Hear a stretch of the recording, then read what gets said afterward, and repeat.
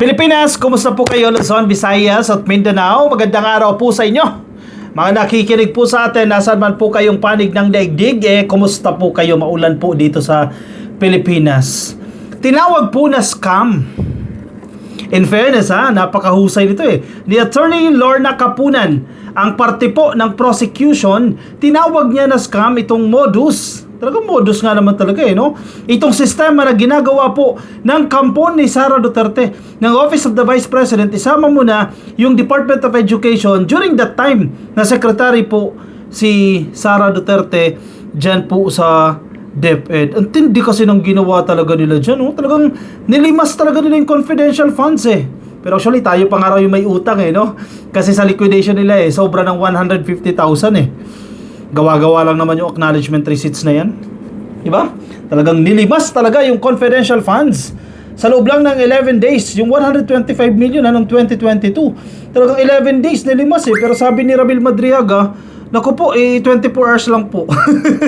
Naubos po yung pondo niya dahil dinisburse niya yan, dineliver niya sa iba't ibang tao lang sa loob lang ng 24 hours. Simot at 125 million pesos. Okay, sige, pag-usapan natin itong scam, no? At yung naging desisyon po ng Korte Suprema sa kanilang petisyon, no? Headline po ng Inquirer.net, Sara Duterte trial, Lorna Kapunan says VP's secret fund system scam. Talagang scam talaga yan. Di ba? Binigyan ng pera. Ang estilo, withdrawin lahat yan ng cash. I-deliver base sa testimonya ni Madriaga sa ilang tao lang, 3 tao lang, 4 na tao lang. Siyempre, kinakailangan mong i-liquidate yan. Kailangan mong patunayan sa gobyerno na ginastos mo yan o gagawa ng mga peke na acknowledgement receipts. 5,000 po yung acknowledgement receipts. Doon sa 5,000, sabi ng NBI, 7 tao lang po yun. 7 unique handwriting lang po ang gumawa ng acknowledgement receipts na yan. Hindi ba scam yan? Modus talaga yan. The system that Vice President Sara Duterte's offices used to spend and liquidate confidential funds already points to a scam. Talagang malutong scam. Sabi po ni Private Prosecutor Lorna Kapunan sa ika-12 po ng impeachment, ika-12 araw ng impeachment trial ni Sara Duterte. Actually, si Attorney Lorna Kapunan, matagal na natin kilala yan, di ba? Kumbaga, ang tawag nila dyan celebrity lawyer yan Kasi sikat talaga na abogado yan. At yung mga kliyente niyan, hindi putyo-putyo. At pinakita niya sa taong bayan na ganitong klase akong abogado. Very sharp, very frank, at relatable. Pansinin ninyo, yung mga senator judges, even sila Chis Escudero, si presiding officer, no? Nakikitawa na lang din dito kay Attorney Lorna Kapunan. Kasi ba naman, pansinin mo, hindi ko alam bakit ganyan yung style ni Sara Duterte, di ba? Yung mga abogado po ng prosecution, mga dekalibre. Tapos, yung itinapat ng mga abogado, no offense sa mga bagito na abogado, wala pa po sa kalingkingan ng mga abogado sa prosecution. Pansinin niyo ba? Hindi ko alam kung part ba ng strategy yan. Bakit mga bata? Wala tayong no offense sa mga batang abogado kasi may mga batang abogado magagaling. Pero sa pinapakita po ng defense, parang hindi ganoon kagagaling yung abogado ni Sara Duterte, or baka hindi lang natin nakikita, baka may galing, definitely may galing din naman yan, pero baka hindi lang appropriate o hindi lang tugma, or baka naman hirap na hirap din talaga silang ipagtanggol si Sara Duterte kaya tila nahihirapan po sila. Posibleng yun ang dahilan, no? During Tuesday's hearing before the Senate Impeachment Court, Kapunan asked the witness, mula po sa Commission on Audit, si Auditor Roderick Wamil, si Attorney Wamil, CPA po yan, at the same time isa po siyang abogado. Kaya nga lagi niyang nababara din si Senator Amy Marcos and even si Robin Padilla. Hindi nila mapapaikot-ikot yan. Una, certified public accountant, at the same time lawyer. Diba? Mabibigat po yung mga testigo.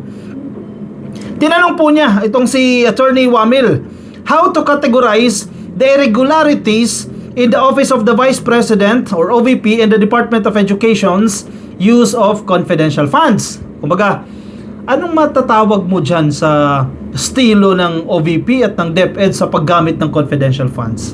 Sa simpleng term, no? Wamil said paragraph 8.3 ng Joint Circular number 2015-01. Joint Circular po ito ha, kumbaga ito po yung guidelines na dapat sundin, na hindi sinunod ni Sara Duterte sa kanila pong pagkonsumo o paggastos o pagwaldas ng kanilang confidential funds.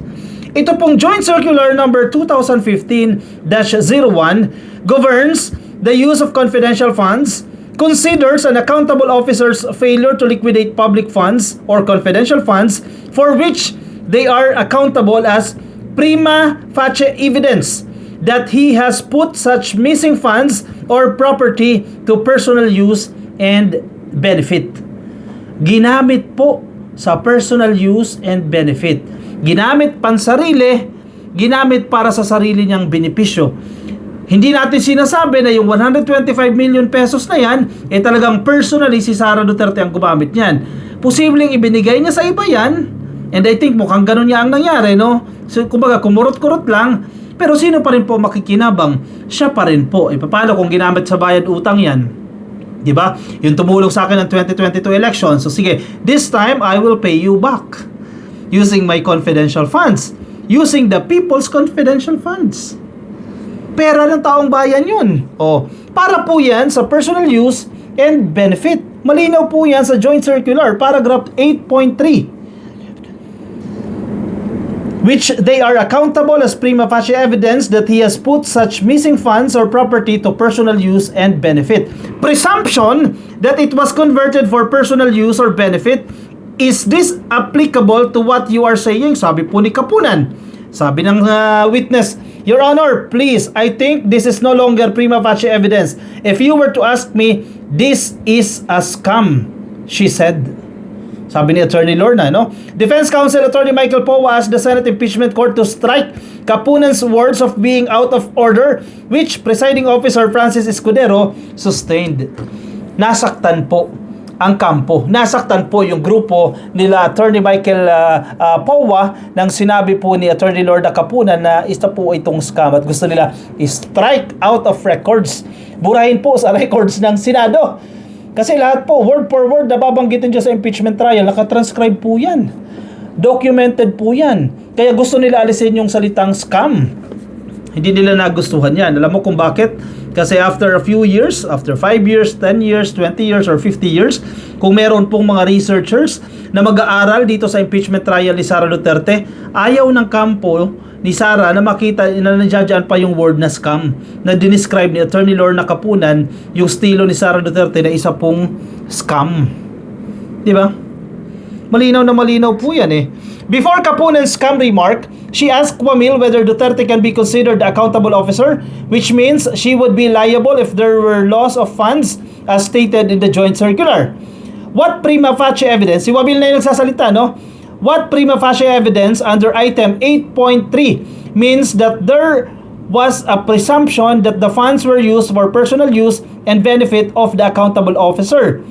Sabi ni Kapunan, so if the accountable officer, and can you say that the Vice President and concurrently Secretary of Education, can you say that she is the accountable officer? Alam mo yung sagot ng taga-COA? Sabi ni Attorney Wamil, isang malaking yes. Accountable officer pa rin po si Sara Duterte dyan. Because, sige, babalikan natin yan ha. Tandaan nyo lang po, ang sagot niya, yes. Kasi, sige, para may konteksto, no? Ang punto kasi ni Amy Marcos sa kanyang interrogation, no? O interpellation, kung ano mang term yan, sa question and answer, no? Ang punto ni Amy Marcos, ang pumirma doon o ang disbursement o SDO, Special Disbursement Officer, na itinalaga po ng head of agency. Ang head of agency si Sara Duterte, magtatalaga po siya ng Special Disbursement Officer o itinatawag nating SDO. Sa OVP, Office of the Vice President, si Ginang Acosta po yan. Sa Department of Education, si Fajarda naman. So ang punto ni Amy Marcos, hindi si Sara ang Special Disbursement Officer, kundi si Acosta at si Fajarda. Therefore, ang punto niya, hindi si Sara Duterte ang accountable dahil hindi naman siya ang SDO. Mali po yan.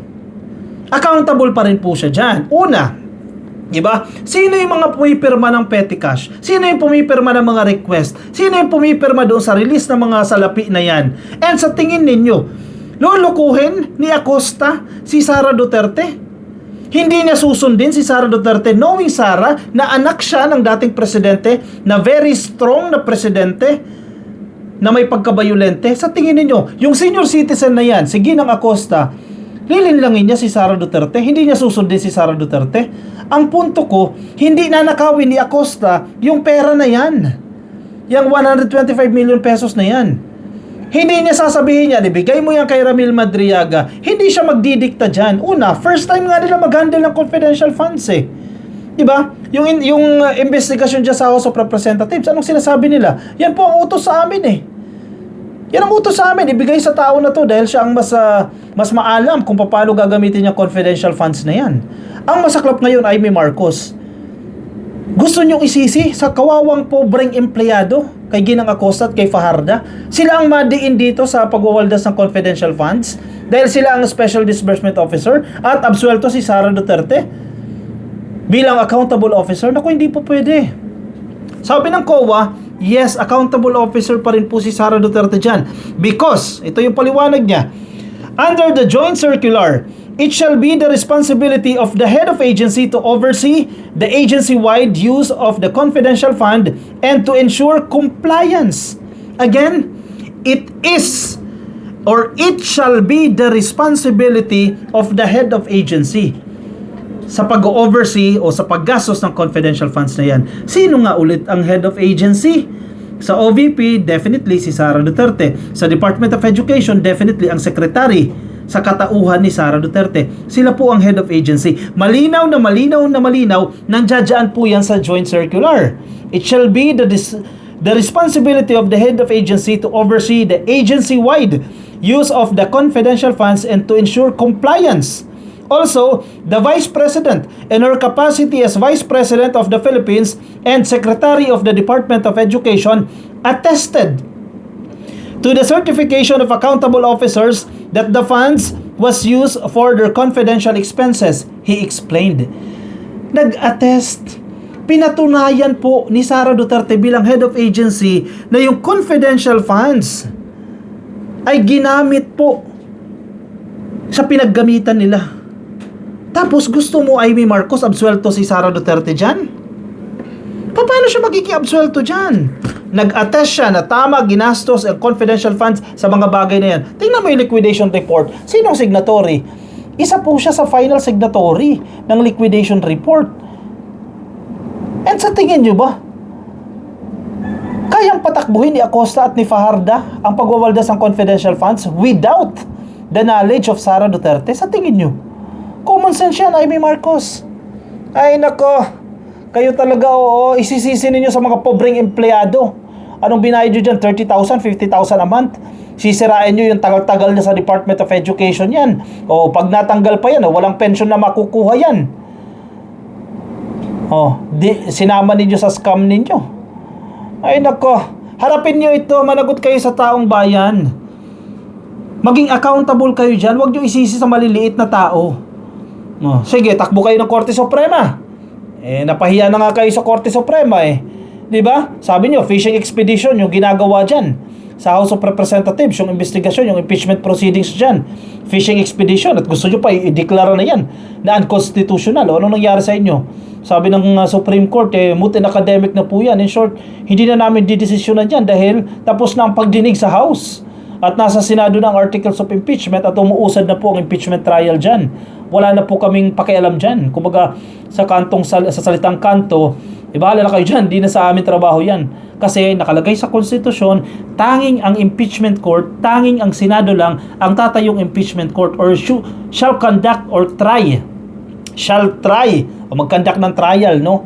Sa impeachment proceeding. Senado, hindi Korte Suprema. O sino napapaya ngayon? Otor yun. O Sara, takbo pa more sa Korte Suprema, hindi na kayo makakatakas sa technicalities. Kung nang first time, nang una, nakatakas po kayo dyan due to technicalities, so ngayon, di na po kayo uubra. Sige, i-komento po ang inyong opinion, reaksyon dyan sa comment section para mabasa po ng iba natin mga ka-coffee.